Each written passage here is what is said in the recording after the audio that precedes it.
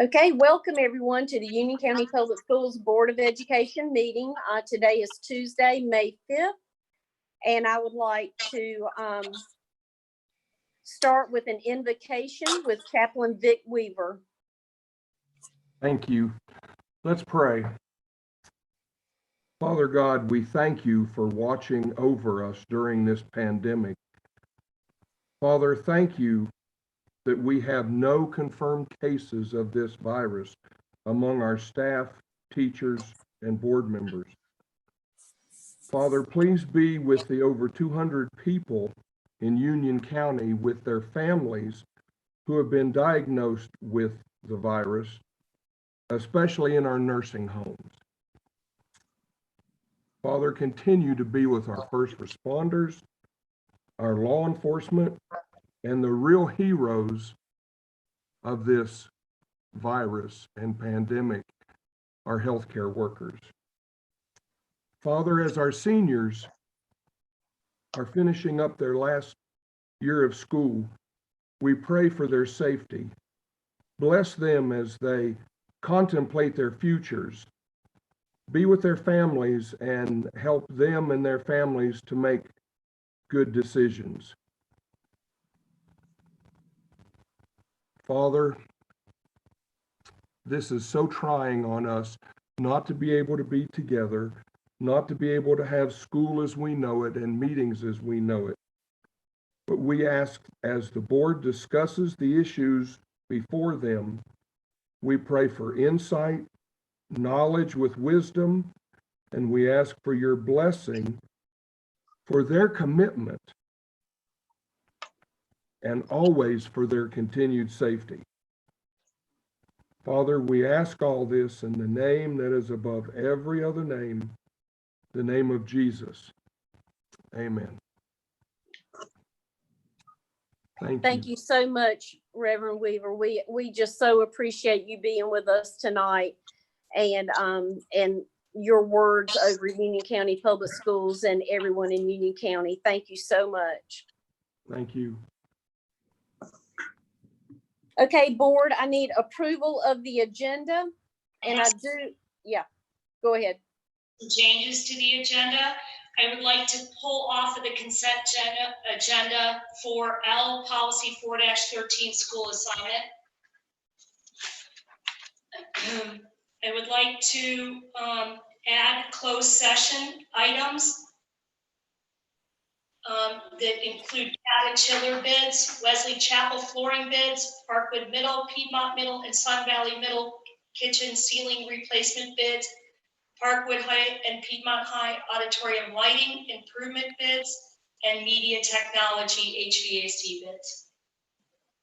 Thank you. I recommend we make that number 10 after the 2021 proposed budget.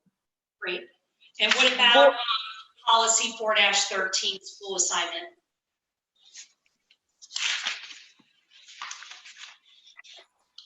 Where should we put that? Let's make that number 11. That would be good. So then policies for review would begin 12. Awesome. Thank you. Okay, board members, do we have any more amendments? Hearing none, I will accept a motion to approve the amended agenda. So moved. Okay, all those in favor say aye. Aye. Aye. All those opposed? Hearing none, the amended agenda passes 9-0. And I was informed earlier today that we did not receive any emails this month for public comments. So that will take us straight to approval of the meeting minutes for April 7th.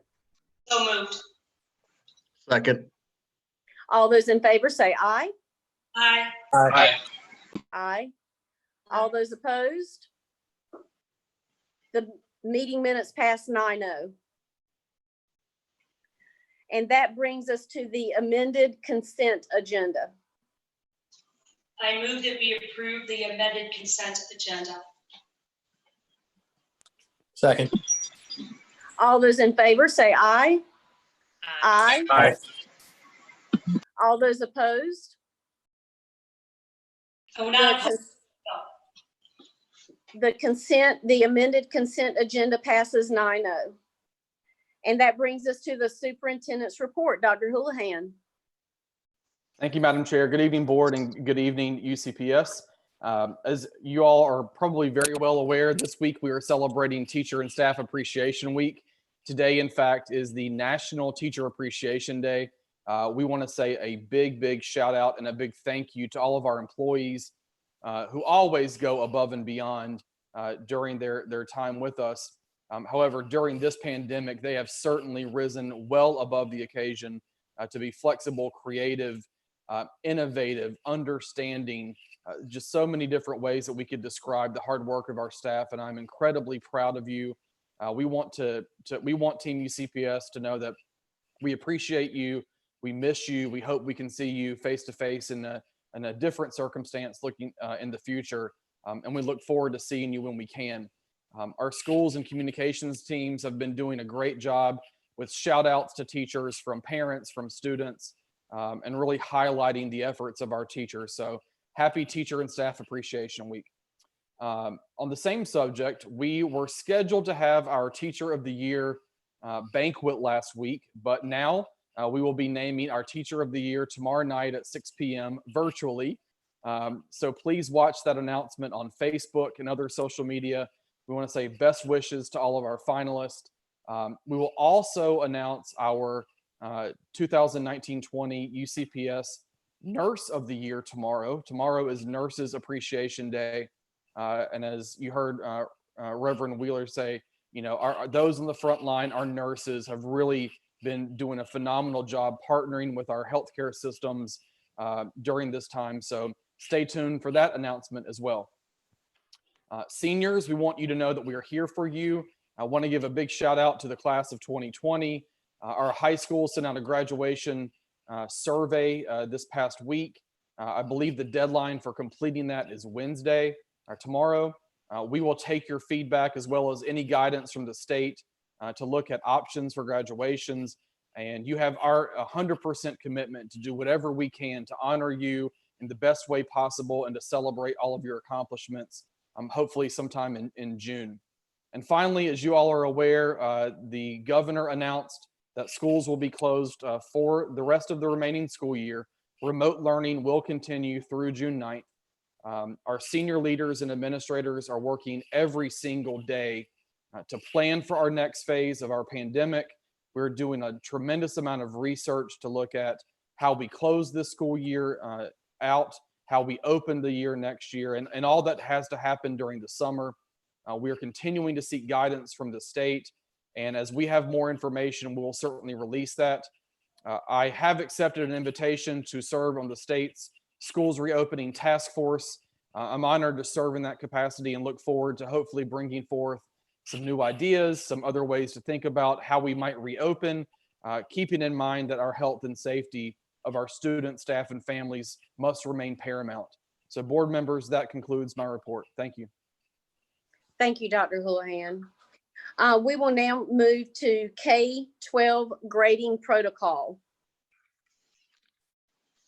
I will kick this off just to get everyone on the same page. On March 27th, the North Carolina State Board of Education adopted a grading policy at the height of beginning the COVID-19 situation that closed the doors of our schools and sent us all home.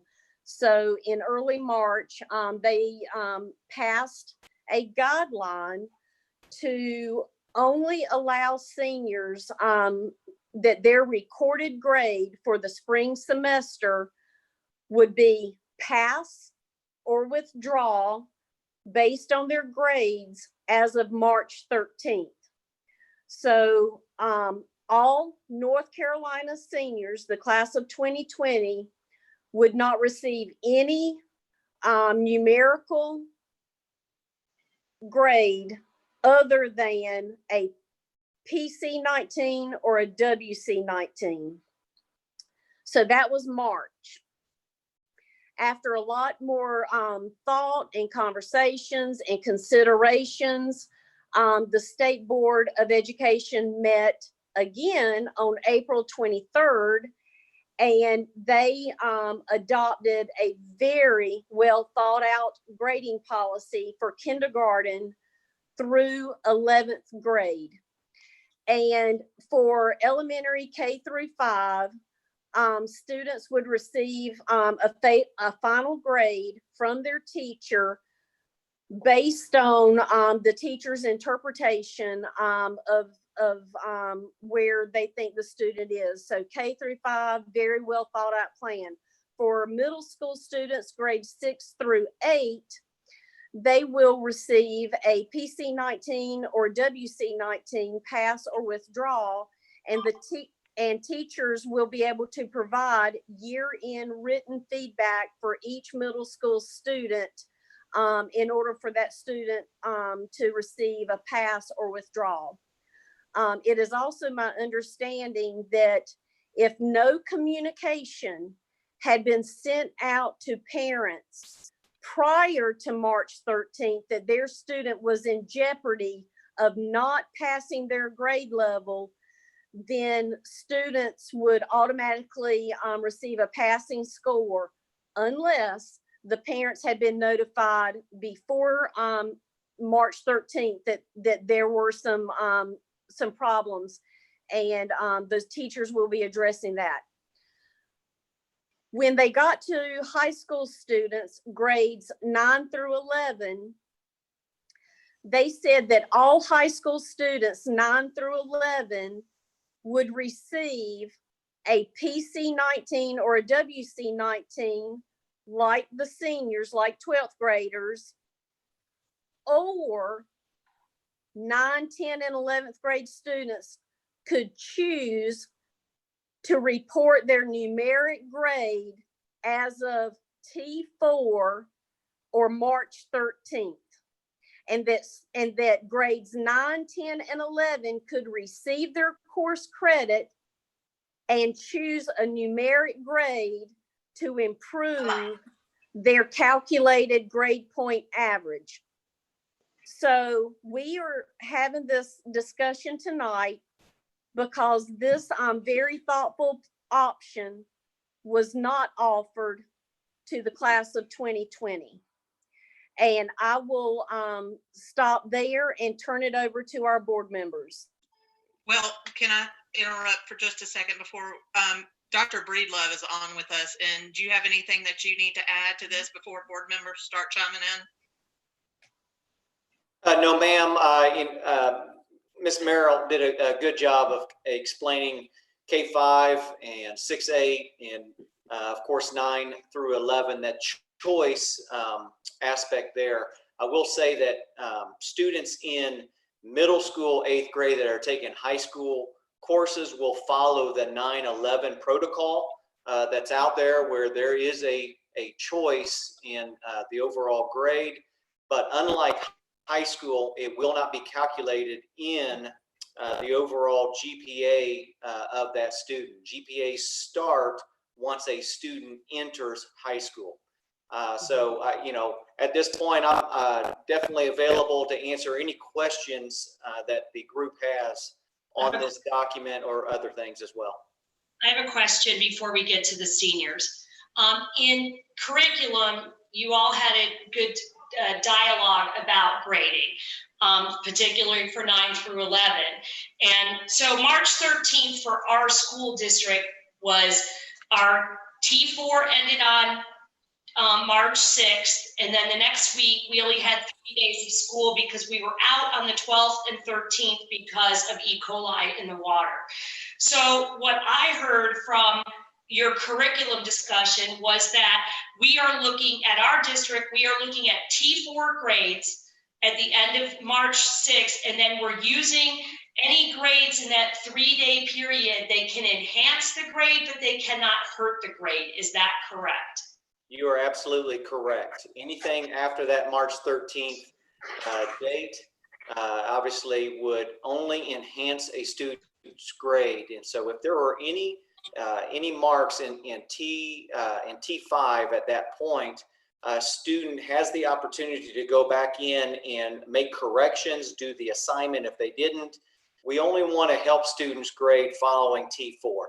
Okay, that's what I thought. I just wanted to clarify that for students, parents, teachers, everybody, because we've been getting questions on the March 13th thing because our T4 ended just before that and we only had 3 days of T5. So But I do want to clarify, the State Board of Education says that the numeric grade will be based on their learning on their grades through March 13th. But if they want to improve their grade, then they can do that online learning. So whatever their T4 grade is, that is what will be entered if they choose the numeric and not the pass withdrawal. So whatever their T4 grade is, that's what it would be if they choose the numeric option.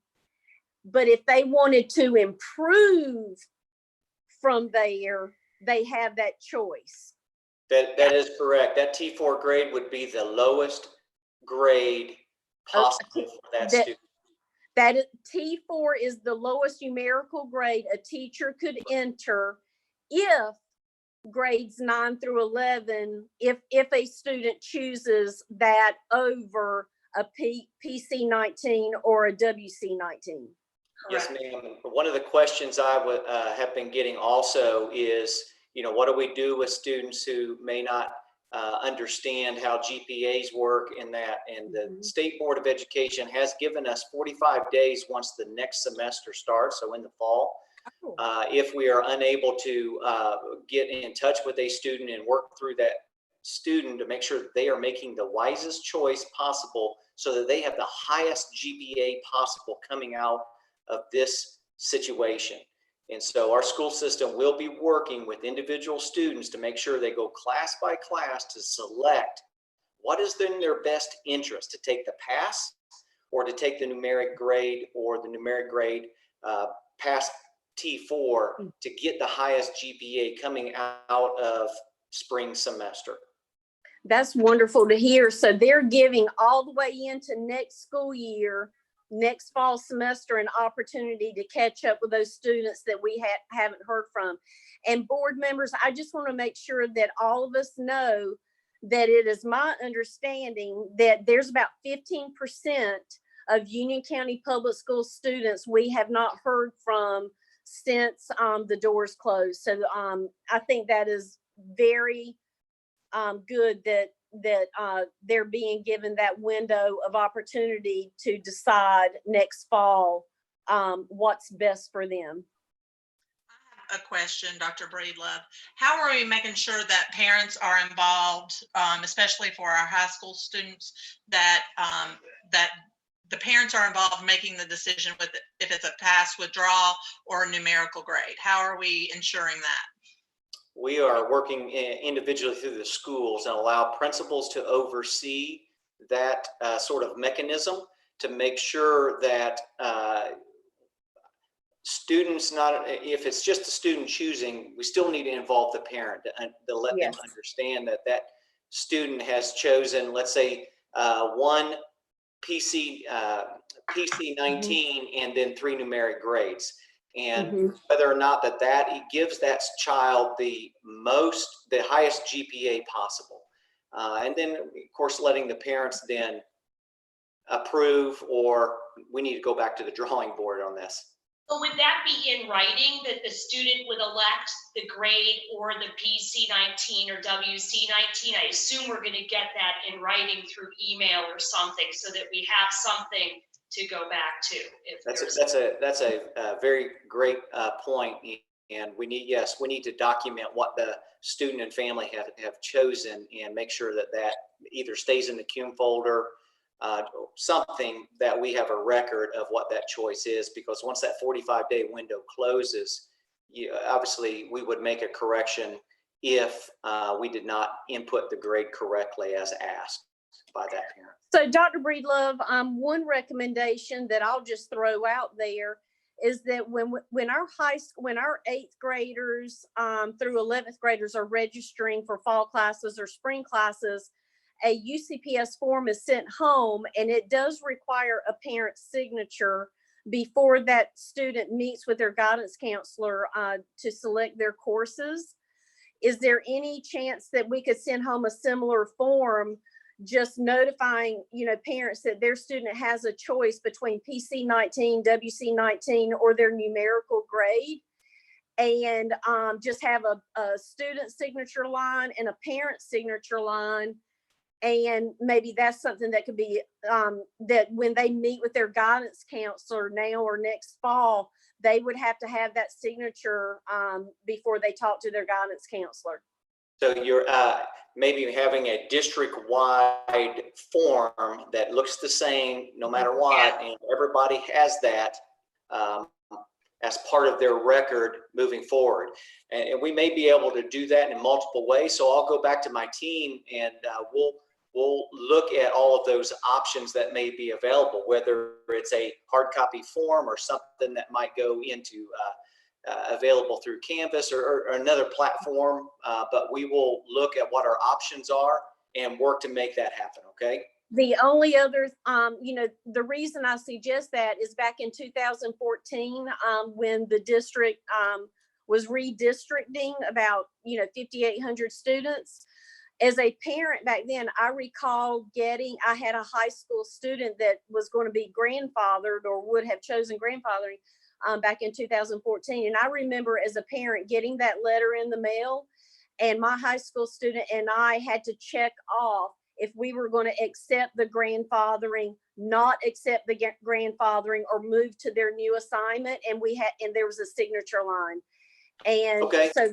So that's just, a simple type of form that, I would throw out as a suggestion.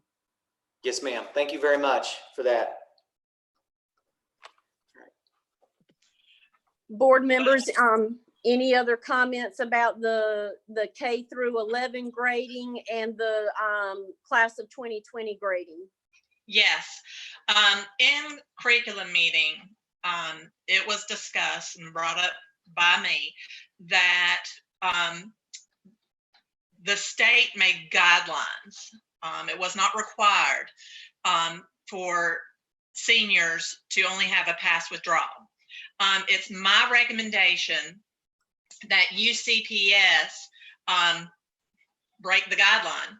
Since it's not a law, it's a guideline, that we allow the students and their parents to choose whether they would like a numerical grade or a pass withdrawal. A lot of our students are in classes with freshmen through juniors. They should be afforded the same opportunity as the rest of our students. I think this is very unfair of the state. This will affect their GPA. It can affect scholarships. It can affect if seniors are on a wait list for a school and them getting into their first choice or not. There's a lot of things, in my opinion, that are too high of a stake to allow our seniors to be treated this way. We've reached out to our counsel, Ms. Morris, in regards to this, and correct me if I'm wrong, Ms. Morris, but there was nothing, since it's a guideline, there's no ramifications from the state on UCPS. Is that correct? I prefer to, if we're going to discuss discussion, give you advice in no discussion. I'm sorry. I'm sorry, I didn't understand any of that. It broke up. I don't know if it was because of the storm passing over my The house. storm. Yeah, it's probably. If we want to discuss advice on how we want to do session, to discuss advice and action, I don't confident that it is a guideline. It's a state law, or even it's not a state law. It is a guideline. So I think the General Assembly did not vote on this, and this did not become a state statute. That's correct. Okay. You know, I don't have a dog in the fight. My child is in college already, but I know he is offered right now in college a pass withdrawal or numerical grade because of COVID-19. And he has worked too hard to be in honors classes, if you will, there, to just get a pass withdrawal, in my opinion. I think it's his and my choice for this. Now, with that being said, it's a choice that the parent and student can make together.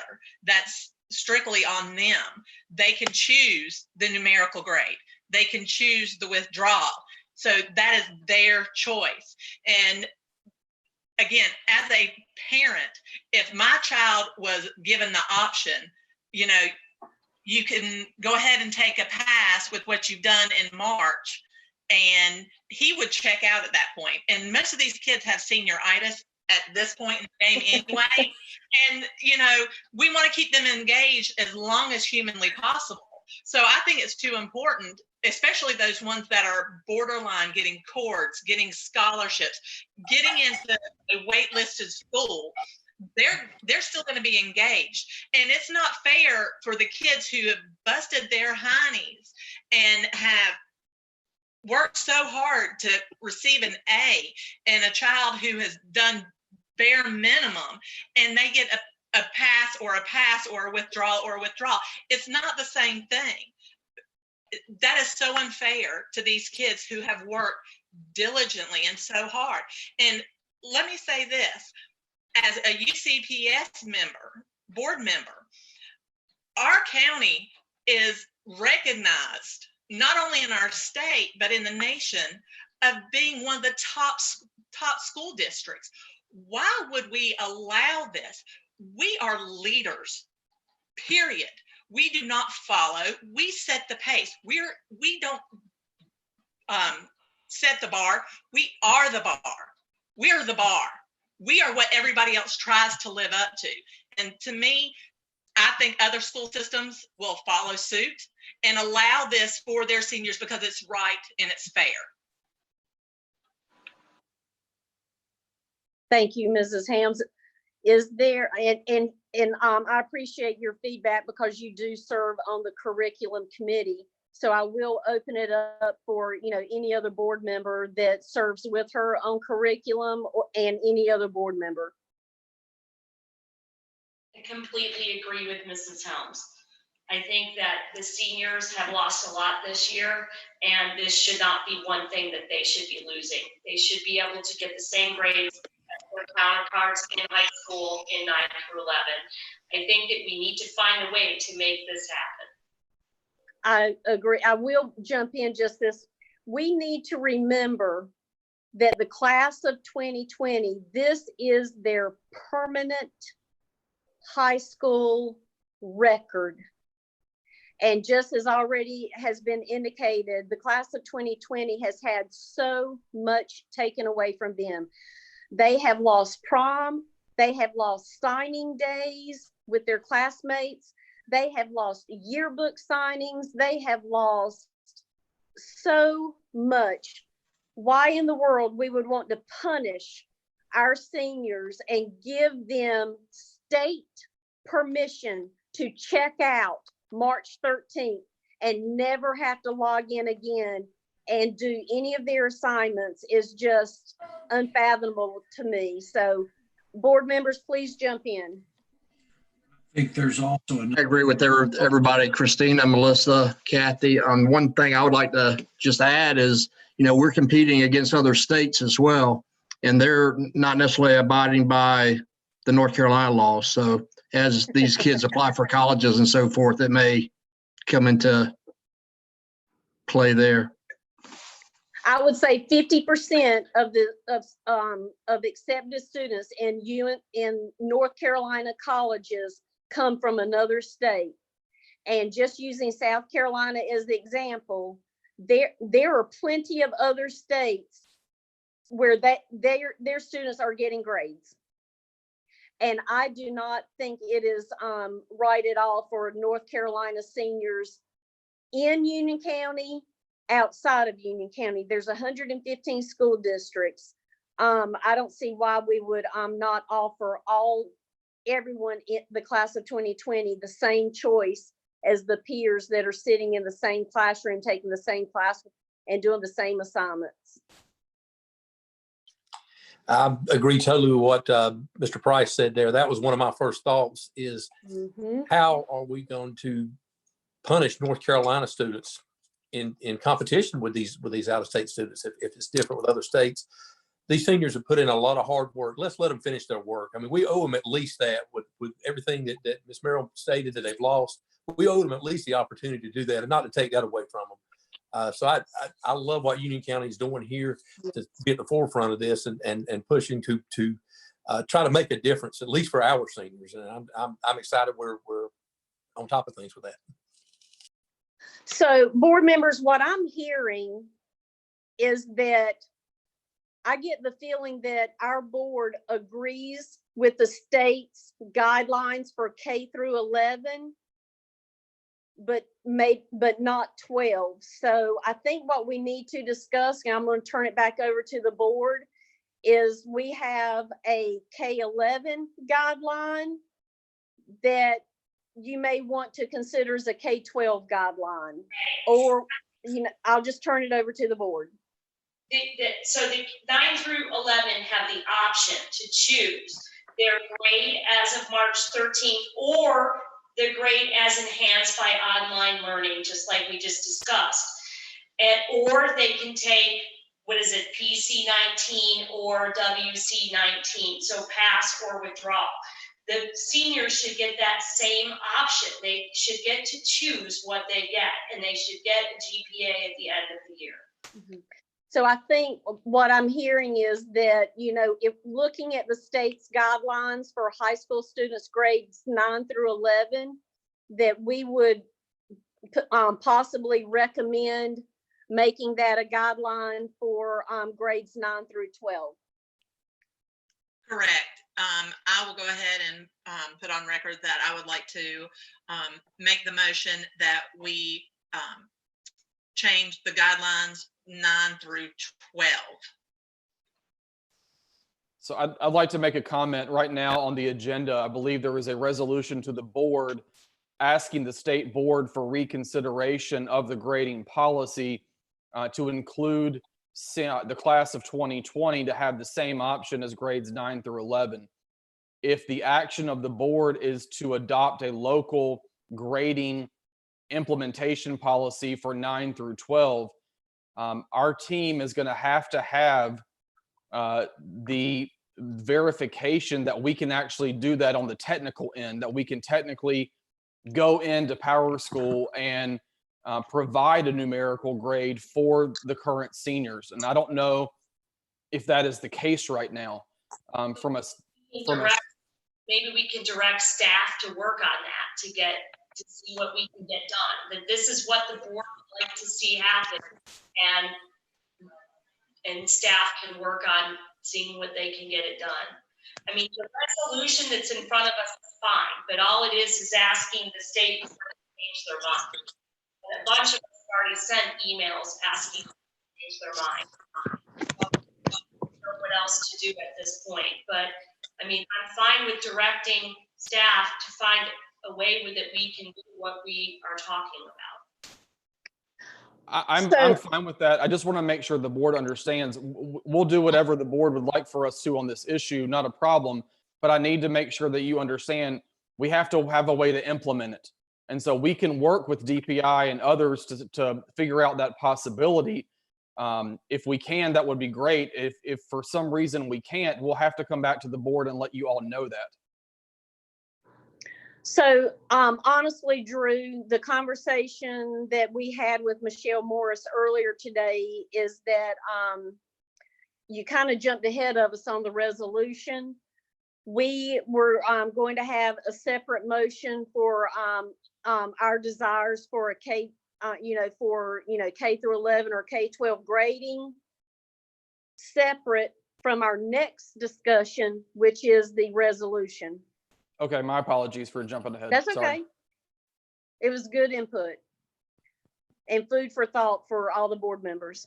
So is the K through 11 information that you gave us the grading protocol for action? That's a question to Dr. Breedlove or Dr. Houlihan. Yes? It is, particularly in grades, as it was written in grades 9 through 11, to allow us the opportunity to start grading students' work only to support a higher grade through remote learning. Okay, so we could pass a motion to do the K through 11, then do a separate motion on the senior, and then deal with the resolution. Are we good with that, or do we want to combine everything? I think it should be separate. Separate. Okay, so I make a motion to approve the K through 11 grading protocol. Second. Second. Or no, it came out of curriculum, so it doesn't need a second. You're right. If you're on curriculum, you can make the motion for K through 11. So we're approving the state guidelines without 12th grade. Correct. And then we're going to do 12th grade separately. Because we're going to direct staff to make it happen, right? Or you want it all as one? I would combine it with 12. Okay. Gary, do you want to make that? Oh, I'm good with combining. Okay, I'll make the motion. Or Christina, I don't care. Somebody needs to make it. So moved. Well, okay, so I'll make the motion. So the motion is that the grading criteria for K through, it should be K through 12 grading protocol, just like what's on the sheet. 9 through 12 should be the same as the 9 through 11. Is that correct?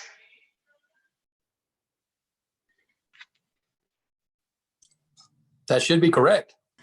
Well, Okay, so Right. Mr. Kiker, is that a second? Second. Okay, any more discussion? I think the whole purpose of making it separate was so that we could give staff enough time to figure out how to do it.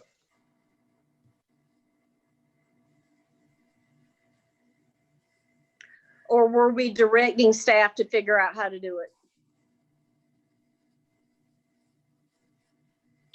I think, Mr.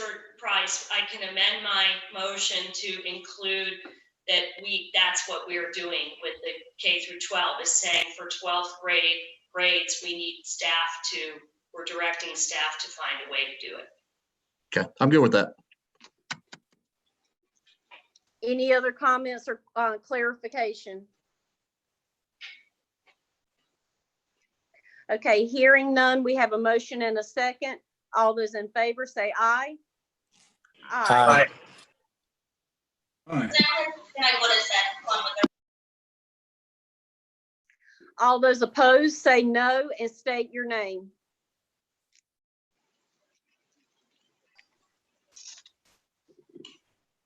Okay, I'm not hearing any no's, so I just want to make sure that that motion passes 9-0. Okay. And now we need to discuss the draft resolution that we would like to send to Raleigh. I'm fine with it. Go ahead, sorry. I am hopeful that every board member received their email this afternoon from Michelle Morris, our general counsel. And pretty much the basis is that on March 27th, a rush decision was made for the class of 2020 and on April, and that we are very supportive of their decision when they came back on April 23rd. And I think, and I'm going to read this for the public and anyone viewing tonight or later. The most important paragraph for me says, whereas the Union County Board of Education believes that the inability of the class of 2020 to have the choice to earn a numeric grade that will impact their ability to compete for graduation honors and with other students from other states and jurisdictions for college admissions, scholarship opportunities, and financial aid. Now, therefore, be it resolved that the Union County Board of Education requests that all North Carolina seniors, that the state board reconsider the grading policy and allow the class of 2020 to have the same opportunity to choose how their final grade for their spring semester courses will be documented on their permanent transcripts. So I will turn it back over to the board. That in essence is the resolution. And I'll turn it over to the board for comments, or if you have any edits or recommendations for changes. And this was for all board members to sign, not just the chair. That is correct. This will come from the entire Board of Education. It will have a signature line for all board members that want to approve this resolution. And I will make sure that I socially distancing and safely get it to your mailbox so that if you would like to have your name on this resolution, you may sign this resolution.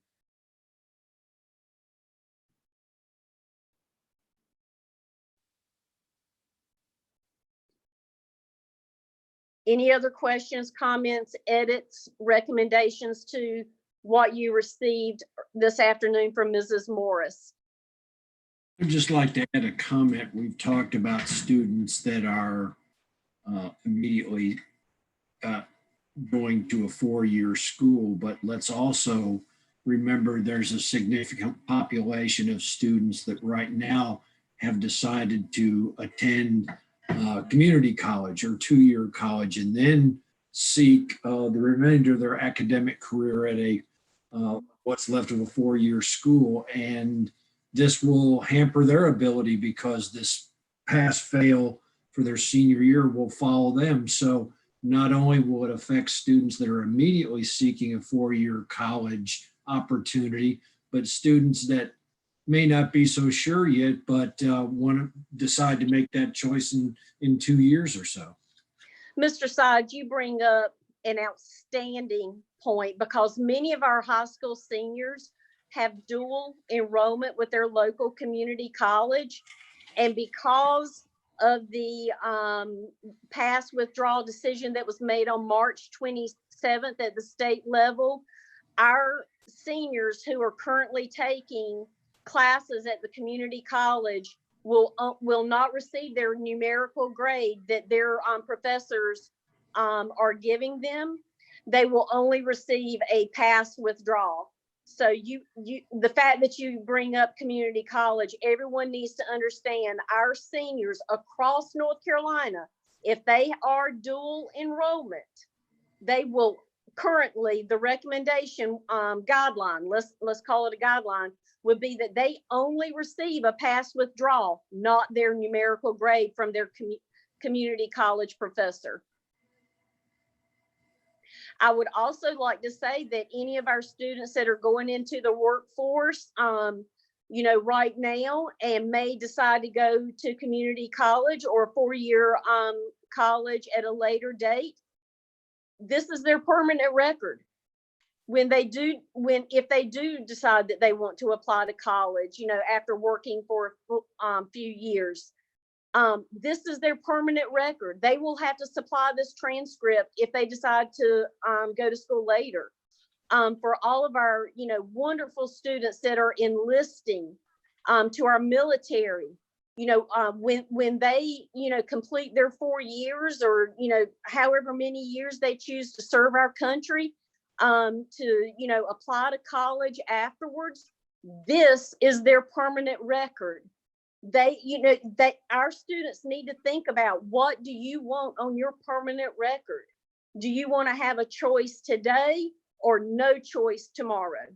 Well, I think it is about giving them a choice. And that's something that our state leaders did not give our seniors. They didn't give them a choice as they did all the other students. And I think that's one of the biggest things that I had a problem with, that you're allowing 9th through 11th graders to have a choice what you want, but not our graduating seniors. And yes, they do. A lot of them do have a lot still on the line at this point in the game, even though we're in May and we're graduating in June. It's them not having a choice of what their say is, but you're allowing their peers, exactly, their peers, a choice. And to me, that is completely unfair on the state's part. And it's a shame. It really is, that you're taking this away from them, a choice. I will also say, just in my neighborhood alone, I've got Union County Early College seniors 2 doors down from me. I've got Cata seniors. I've got Piedmont seniors and Porter Ridge seniors that live just in this one neighborhood. And every parent and senior, they're so frustrated that this is one more loss. But I had one parent specifically ask me, board, they said, is this legal?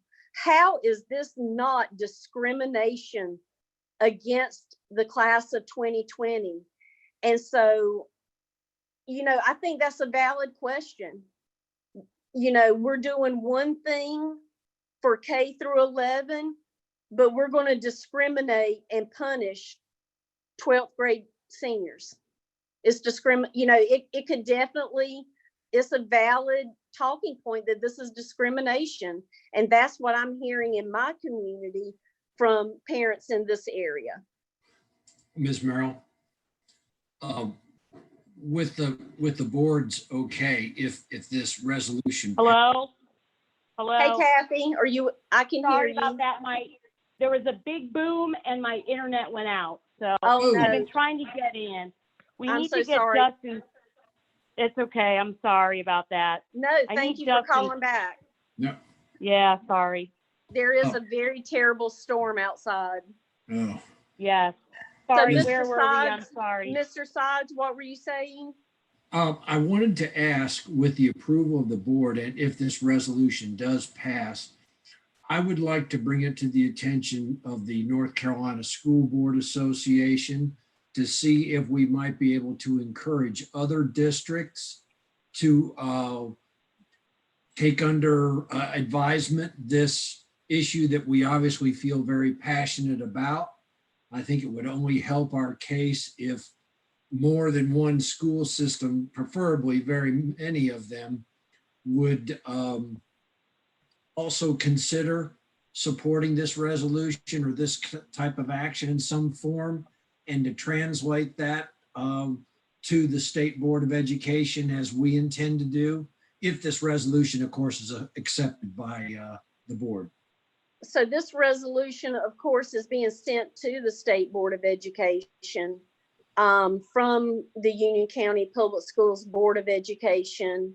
Yes. And, going back to what Mrs. Helms said earlier, her thoughts are that, if our board does decide on moving forward with this resolution to the State Board of Education for reconsideration for our 12th grade seniors across the state, and making their April 23rd grading policy a K through 12 instead of a K through 11.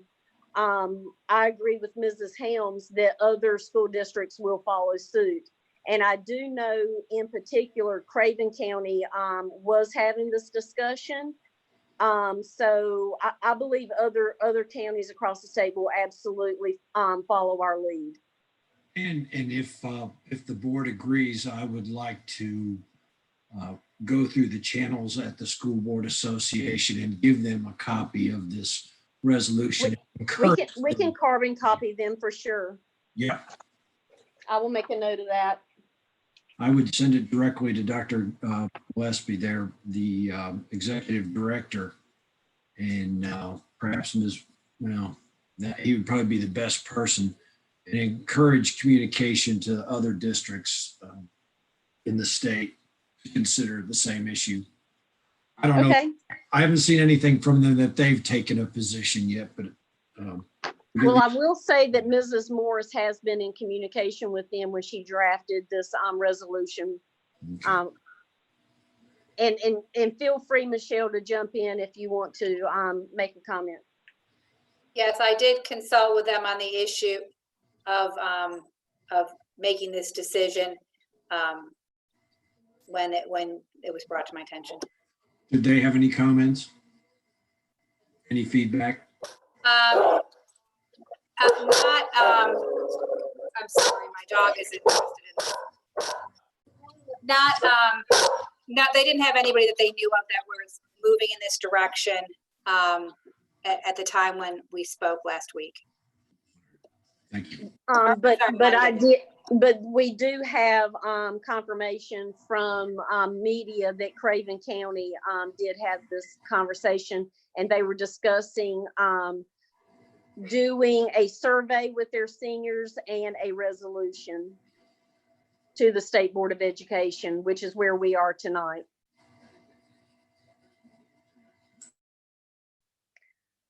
So this has been a very healthy discussion. I need someone to let me know to remind me with this thunderstorm and some people coming in and out. I would need a motion if the board so chooses to forward this resolution. Make a motion that we forward the resolution. Second. Second. Okay, all those in favor say aye. Aye. Aye. All those opposed, please say no and state your name.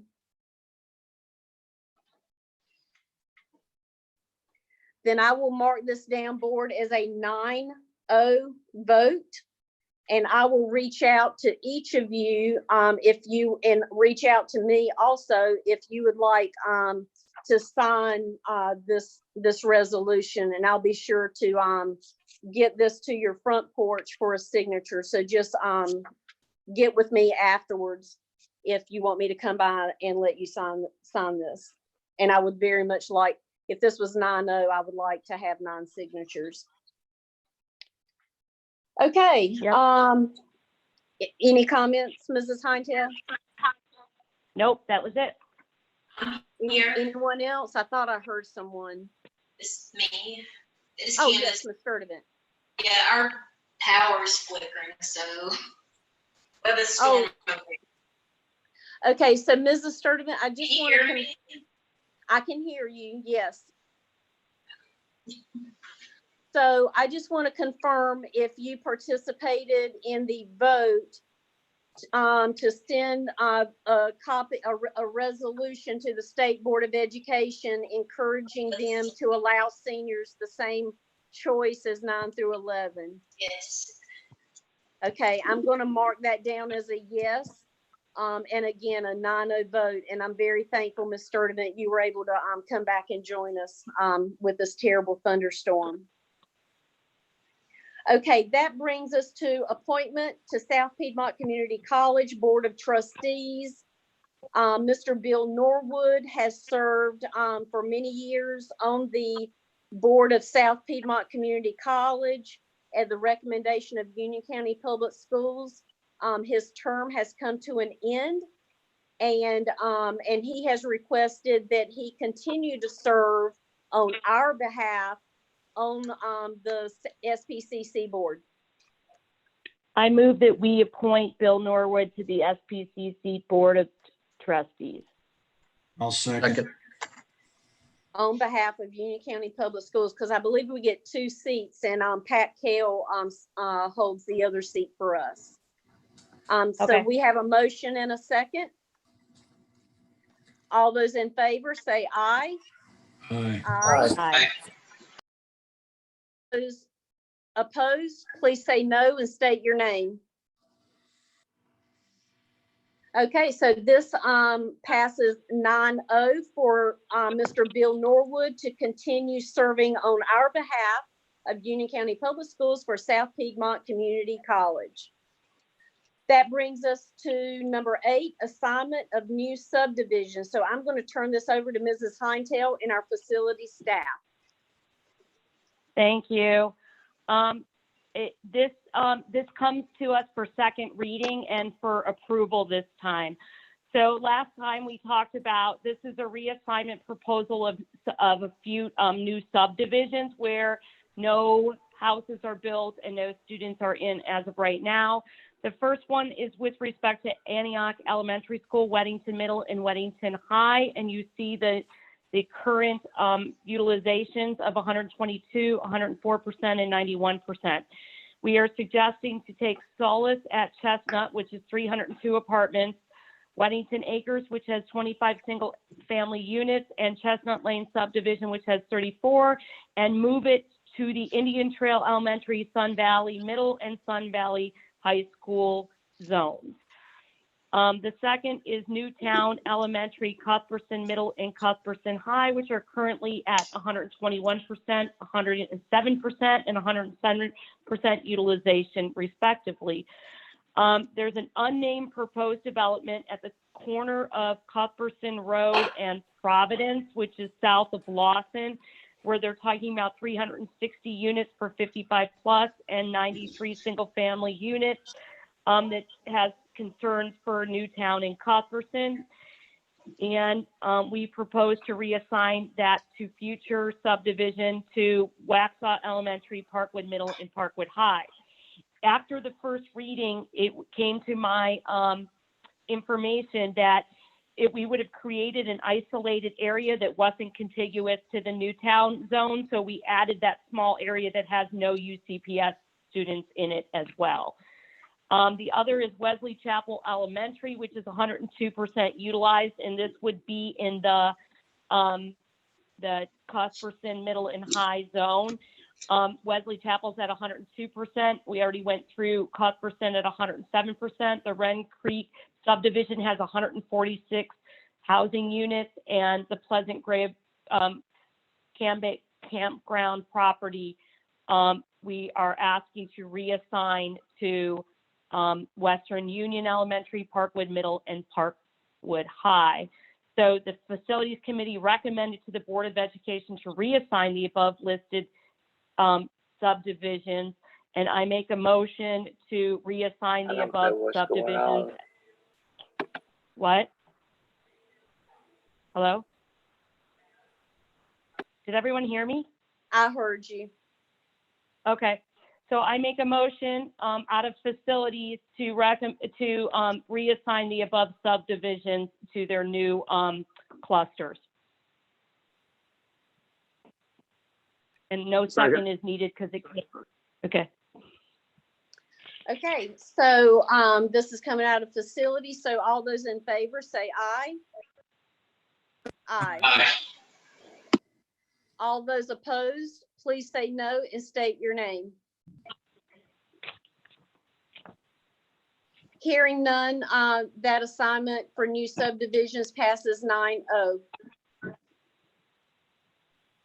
And that brings us to the 2020-2021 proposed budget. I will turn this over to Dr. Houlihan and Shauna McClam.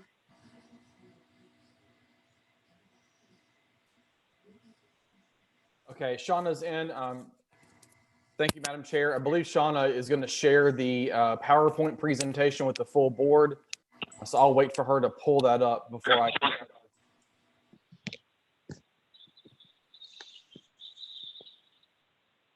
So I first of all want to say a big thank you to our Finance Committee and our Facilities Committee and to the full board for your input in our work session last week.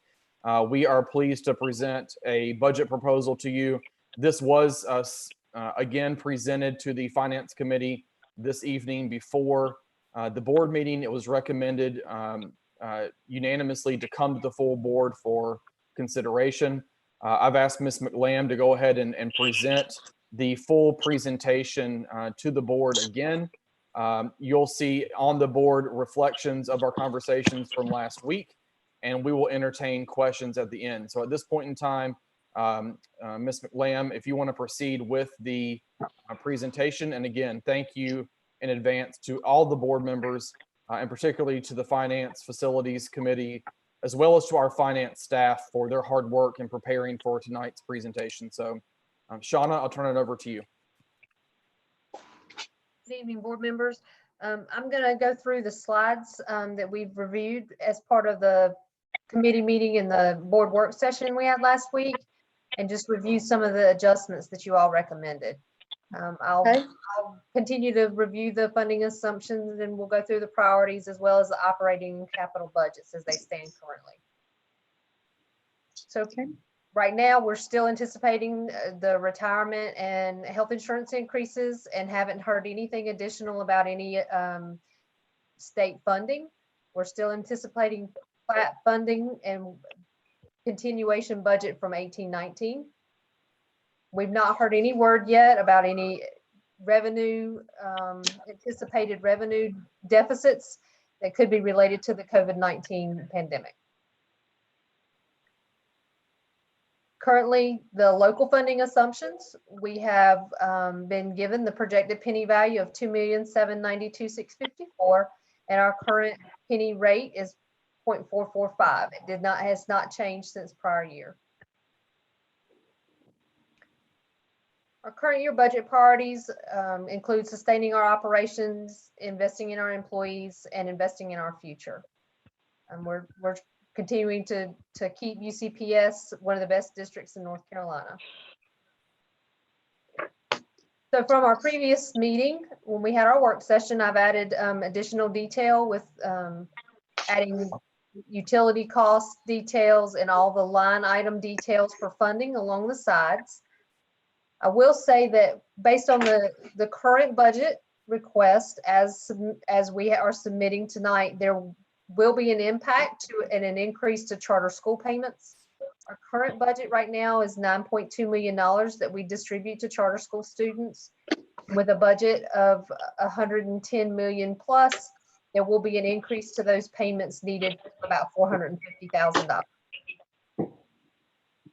But all the additional line items related to instructional programming support, including our exceptional children's area, have been included in this budget request. On the local supplement increase for teachers, we did include a supplement increase right now that it is a $1,000 flat increase for all teachers. As you can see, the last increase that they received was in the 15-16 school year.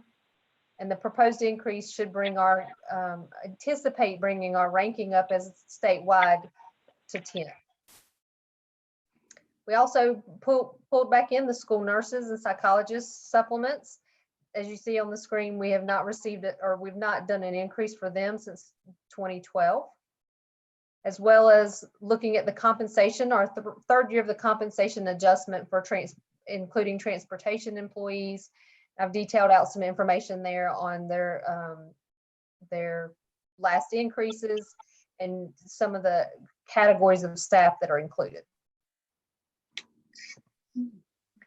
With the CIP, I believe the Facilities Committee this evening approved the $16.3 million project list. We've got transportation vehicles and cameras that have been included in the transportation area for this capital request. With technology, we've detailed out some of our current and existing, or our existing laptop leases for our teacher and admin units in our 6 through 12. And the addition of grades 3 through 5 with a detailed list of that $709,000 for that lease. We've also added the Parkwood High School will be the next school in line to receive the band uniforms and equipment allocation that you all have included as a recurring item in your budget for capital. So right now, as I mentioned before, this is our penny value, and the calculation of our full county appropriation is approximately $125 million. That does include our true-up funding, and those true-up funds have been allocated to us. The BOCC approved that 2 weeks ago, or yeah, I believe 2 weeks ago, and we've been working on getting all those line items budgeted. Our redirections for this year include some instructional programming as well as some software items, transportation, and some central service support. So those redirections are currently at $1.2 million, almost 1.3. When we look at our current base budget for our local appropriations and include the line items that we've just detailed above, our current total request to the county for local operating would be a little over almost right at $110,894,000. That's $7.9 million over last year's funding. With capital, the line items that we've detailed out for facilities with CIP, transportation, technology, and the co-curricular funding for band uniforms and equipment is $19.7 million. So when you put all the line items together, right now with the 125 million projected in total operating to include capital, our request will be $5 million greater than our current, the 125. There are some line items that we did not include in this budget request, and we wanted to provide additional detail on those items as additional needs. In the operational areas, we still are in need of identifying funding for an assistant director position in the transportation area, as well as identified increased expenses to our off-duty officers and SRO pay. The third year of the compensation study also included some support staff, and we've included some details there of when their last increases were. But as noted at the bottom, we did not include this in this budget request, but they are still identified needs. With facilities, the facilities request was had identified projects greater than the 16.3, so those are still needs throughout the district for capital improvements, as well as there were additional vehicles that were slated for replacement this year in the transportation department, and the funding that we've requested will only address 7 of those vehicles, so they still have a few vehicles that they would like to replace or that are in need of replacement.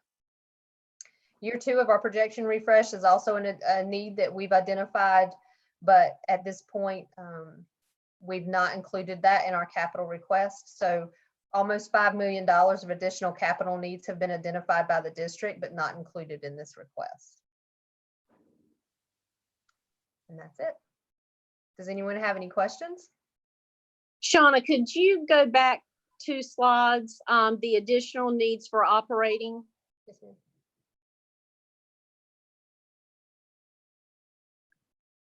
Okay, so I really like the way you have put towards the 2020-2021 additional needs, 797. Yes, ma'am. Can you go forward 1 slide? I like the size of the font here better. If there's any way possible to make the operating stand out as well as it does here on Capitol. I'll do that. And I'm almost wondering if the asterisk note needs to be highlighted in yellow or red, but I'll leave that for the rest of the board to decide.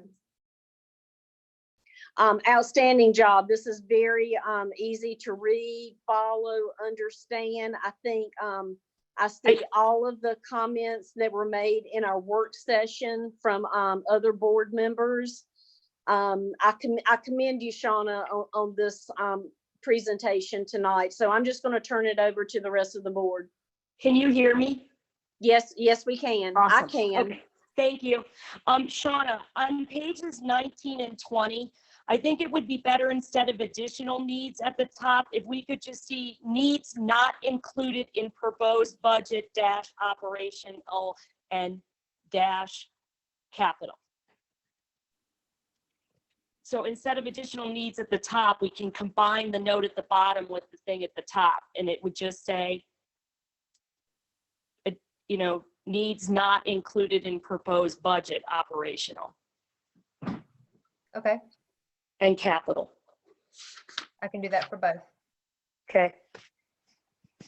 Shauna, thank you so much for giving additional detail. I know in years past, the county commissioners complained for not having additional information. You know, they said, oh, it's only, so many sheets. How do I know what's going on with so many sheets? But this really does give them a little bit more background information of our needs and why we need them and why we're asking for them. So thank you so much for including all that and all your hard work into this. Yeah, I on behalf of the finance committee, we thank Shauna for her help too, because it was awesome. Thank you. You all, She you has all been definitely very helped. patient. I would also like to thank you. I think this is a very good presentation. Not only does it identify our needs, but it also shows what we have redirected to make sure we're running as lean as possible, plus what things we feel like we need, but we have decided in a priority to forego in our request. I also support the additions. I think the additional classrooms for EC students is a must. I support the additional $1,000 supplement to the teachers. That is, if everyone will remember, because of the budget impasse in Raleigh, they're not getting increases except for their step increases. And this attempts to address that. I also support the increase in raises or the increase in supplements for the bus drivers, which we maintain a constant shortage of, as well as the school psychologists and other health professionals, which we are currently also, many have left for, well, I guess most have left for supposed greener pastures from a compensation standpoint, and we have to react. So I'm in full support of this budget. Thank you, Mr. Sides. Anyone else? So I'd like to make the motion out of finance, to approve the 2020-2021 budget, proposed budget. Second. Thank you, Mr. Price. Okay, we have a motion and a second. All those in favor of tonight's 2020-21 proposed budget, say aye. Aye. Aye. All those opposed, please say no and state your name. Hearing none, I will accept this as a 9-0 approval. Again, thank you very much, Shauna. Excellent job. And Mrs. Heintel and everyone in the finance committee, I really appreciate everything you put into this. If I can add, I'm sorry, if I can add one more thing. Thank you, board. I did want you all to know, I meant to mention this earlier in finance and I forgot, but the PowerPoint presentation will be the information that we will be submitting with memorandum to the county. But also, if you'll remember last year, our communications team created a Spark presentation that was more web-based oriented, that communicated the budget proposal as well. They have created one for this year. I just forgot to mention it in finance. It's nothing outside of what you just saw. And I've asked that team to send it to the board for review this evening. We will not post it until you have a chance to see it, but it's more with graphics and pictures and those kinds of things that I think you'll really like it. So that will be coming to the board, but it will be nothing different than what the content you've seen this evening. Okay, thank you. I just forgot to mention that. I'm sorry. Okay, so board members, please be on the lookout for that so that once all 9 board members have seen it, we can let our staff share this with the county. Will that be coming from that Okay. email be coming from Tahira? Yes. Okay. Okay, so that brings us to closed session items for a decision. Okay, so I move that we approve the closed session items, the CATA chiller bid, the Wesley Chapel Elementary flooring bids, the Parkwood Middle, Piedmont Middle, and Sun Valley Middle kitchen ceiling replacement bids, Parkwood High School and Piedmont High School auditorium lighting improvement bids, and the media technology HVAC bids. Second.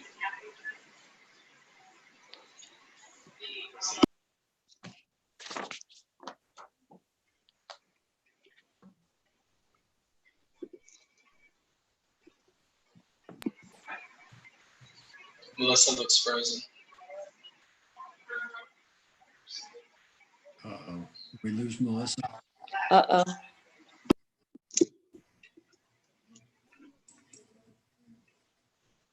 Did we lose her?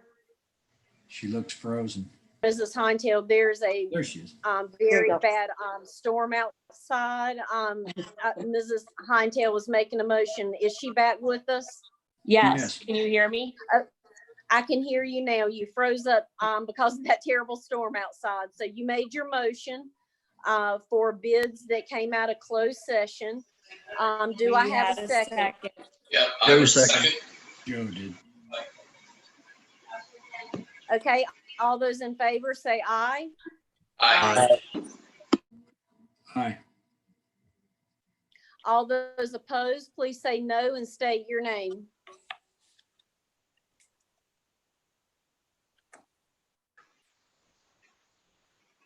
I will note that that motion passes 9-0. And that brings us to policies for review. Mrs. Okay. Morris. Yes, good evening. You have before you 5 policies and 2 administrative guidelines for review. No, we're on 4-13. Oh, I'm sorry. I apologize. That's okay. I pulled it off because one of the changes that we made on policy 4-813, can you hear me? Okay, was Yes, I on can page, hear you. Yes, let's go. Yeah, let's go ahead and discuss policy 4-13, school assignment. I apologize Right. for that. that's okay, page 8 of 4-13. What we did was made some changes to athletic eligibility for school choice and children of employees. It talks about 9th grade students granted transfers are given immediate athletic eligibility, but as long as they transfer before July 1st. Students transferring after July 4th or rising 10th through 12th graders would be ineligible for 365 days.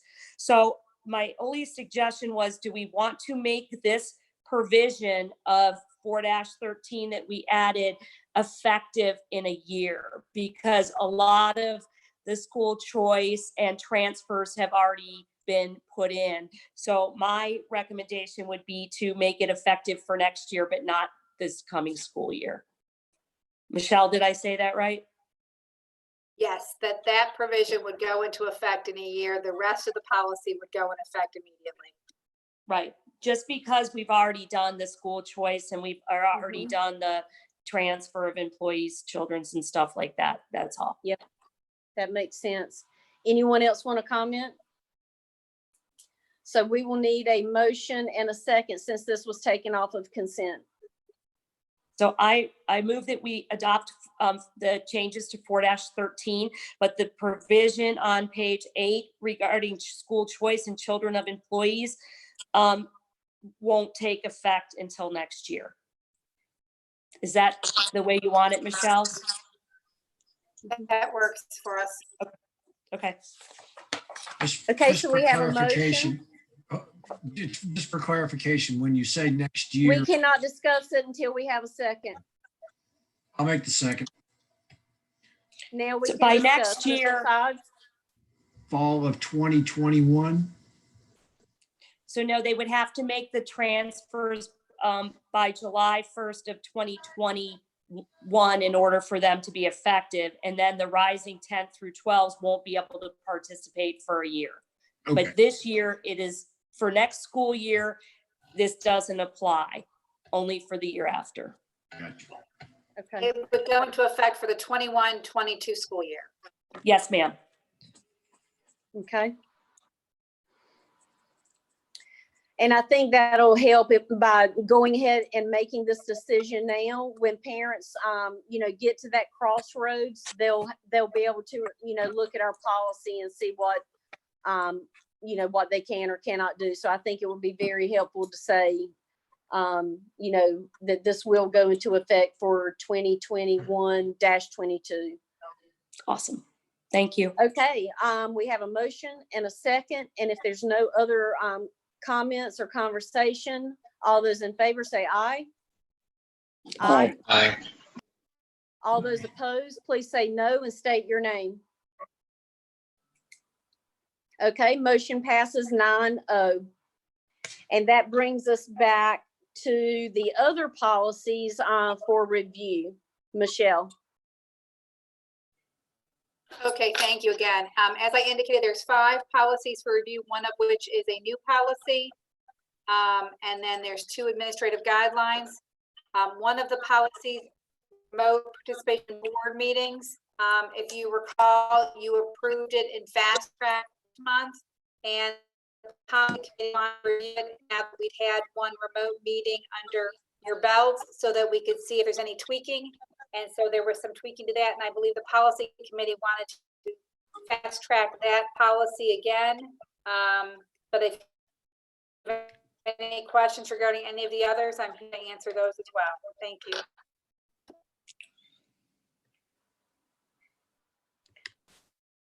So, are we fast tracking participation in board meetings again?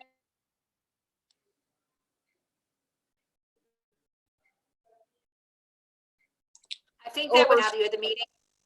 Now, have I frozen? Everybody, it's crazy. Everybody was frozen. Either you're freezing or I'm freezing. Yeah. Is it still storming bad? Yeah. I think the policy committee wanted to fast. That was my recollection. This is Hightail. Can you hear me? I can hear you. Okay, so is this for first review, or are we fast tracking any of these, or E? I thought we fast tracked the remote participation in board meetings. I agree. Did, but it's included with That's my recollection. I missed that. I'm sorry. Oh, she's frozen. Who, me? No, Melissa? Michelle. I'm here. Yeah, it is in policy for review, but that's how we did it last time, is that you review it, and then because you're gonna fast track it, because we didn't predispose that you were gonna fast track it today by putting it. So since we didn't predispose that it can be fast tracked, it's just here for first review, and and it drags out till next month. No, you can fast track it still. Oh, we can. Okay. Yes, Yeah, I have on my notes from the meeting that we said to fast track it, but I don't know if it got, okay. So,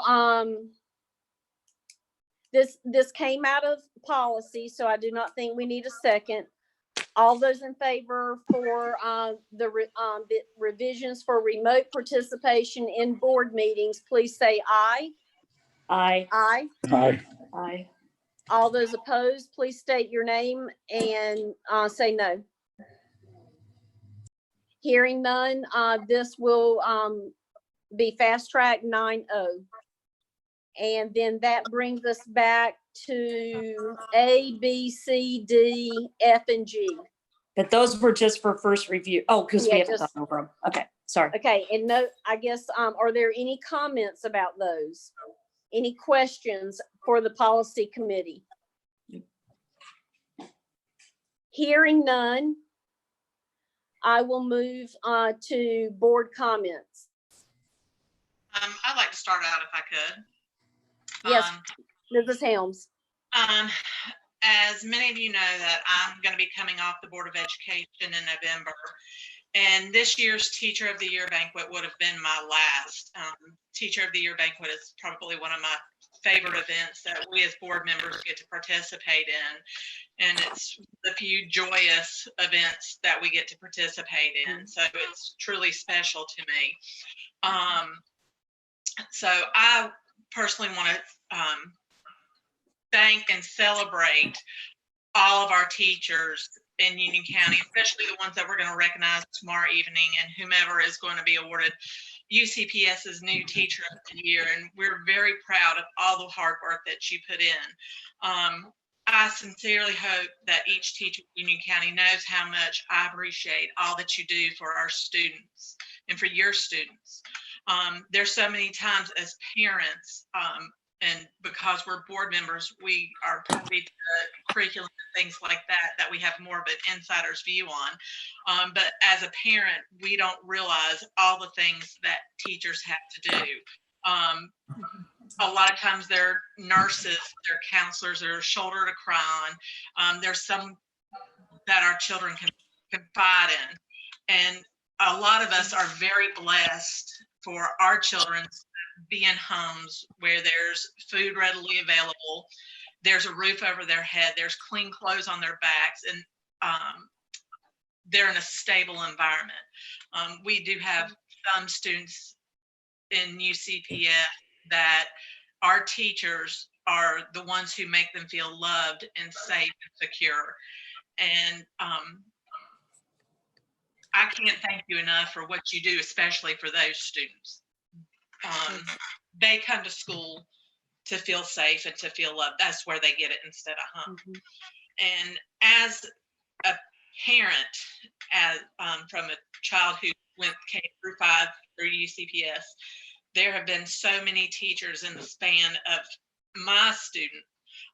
Whenever he walked through the doorway, he became your kid. And so many of his teachers loved him like they belong to him. And it's truly special as a parent. And it's something that it can't be replaced. Teaching is a profession, but for so many, it's truly a calling. You've left an indelible mark on him and me forever. Since he's in college and we get to FaceTime, thankfully, when I talk to him, I say, oh, by the way, I saw X at the store and I saw Z at the ball game. And, you know, they say, how's my boy? You know, they don't say, how's your son? They say, how's my student? How's my child? You know, it's a family. And a lot of these teachers think of their students as their children forever once they've been in their classroom.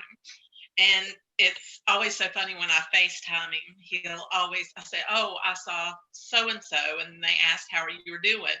And he would get the biggest grin on his face and say, oh, I missed so-and-so.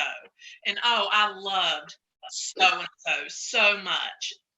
So teachers need to know what a lasting impact you have.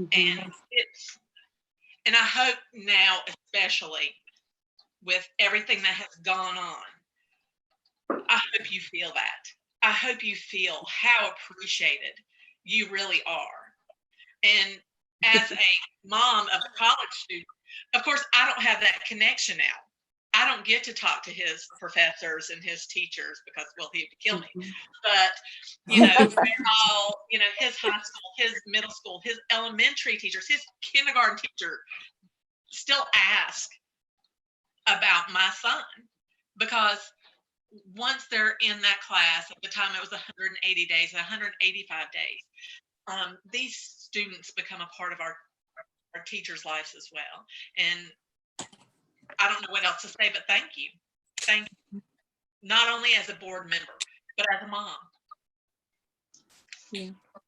Yeah. Thank you, Mrs. Helms. I think I'm just going to go in order for this. I'm going to let Todd Price, our next at-large member, if he would like to speak. Todd Price. Wow, that's a hard act to follow. But I did know all of Christina's comments. Dr. Houlihan, thank you for all of our teachers, all of our administration, our directors. I mean, I think everybody on the payroll at UCPS has stepped up to the plate during these last couple months.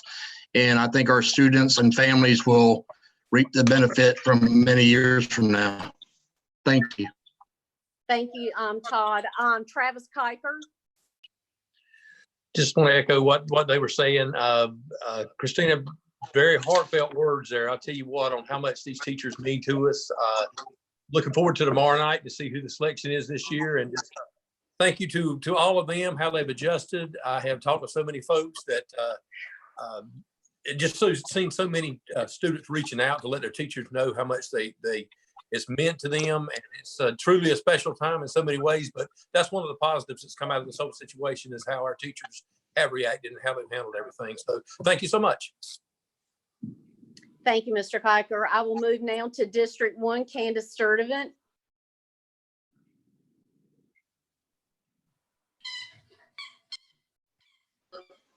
Mrs. Sturdivant. There she is. Can you not Okay. hear me? Yes. Words cannot express my my gratitude. I echo what my colleagues have said, and thank you all for going above and beyond to assist me as a parent, as well as I was a student too, as well as my 2 kids and everybody else. So again, thank you for going above and beyond. And all I can say is thank you. Thank you, thank you, thank you. And I love you all. Yes, yes. Thank you. District 2, Matt Helms.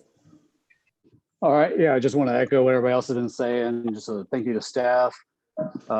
Special thanks to finance for putting the budget together, facilities for getting all the CIP stuff together, the food and nutrition workers out there that are working hard, teachers, everybody right now. Just a big thank you. Okay, thank you. Mr. Sides, District 3. Yes, ma'am. I just want to wish good luck to all the Teacher of the Year contestants, and I'm looking forward to seeing the winner tomorrow night. I'm sorry I won't be able to do it in person. Exactly. Okay, Mr. Morrell, District 5. Yeah, hi, thank you.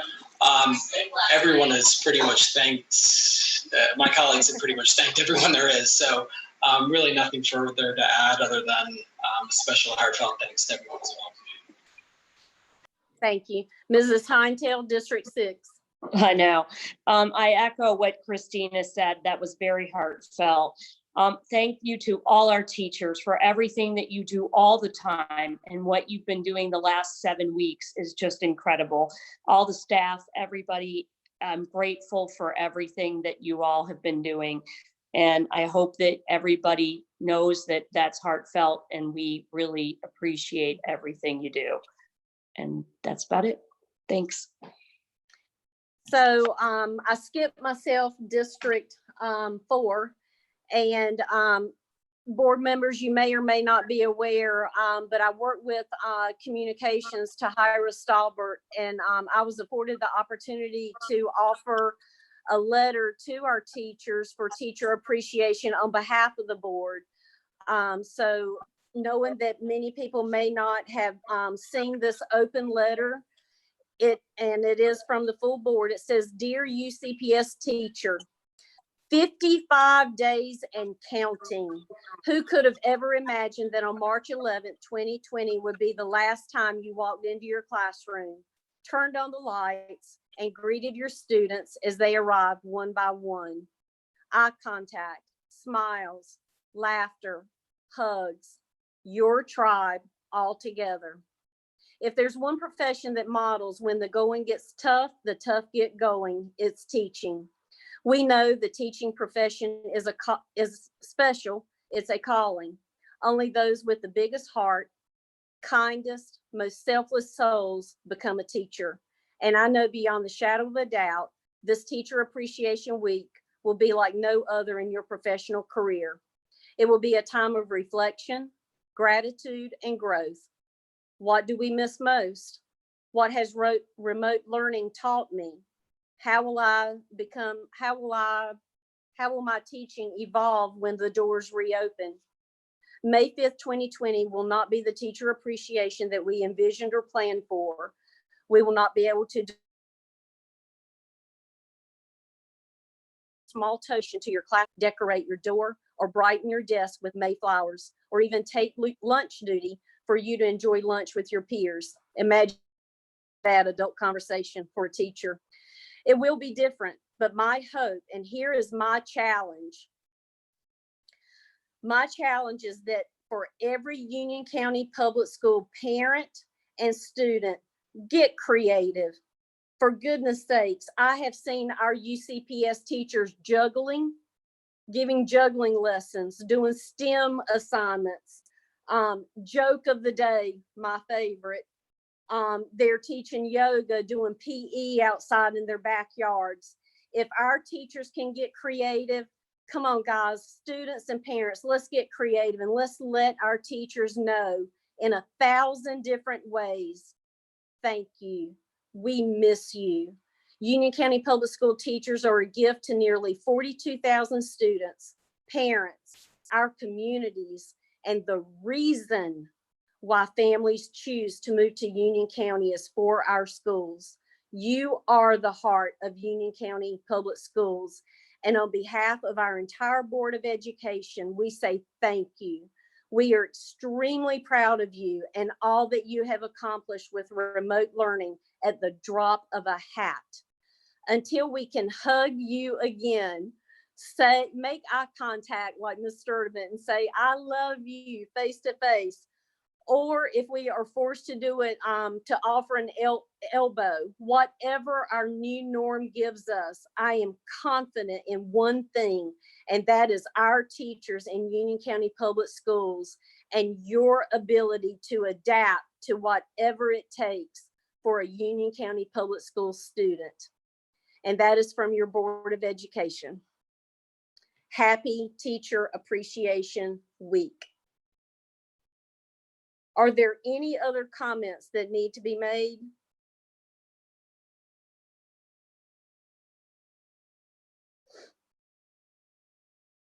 Okay, I will move now to board announcements.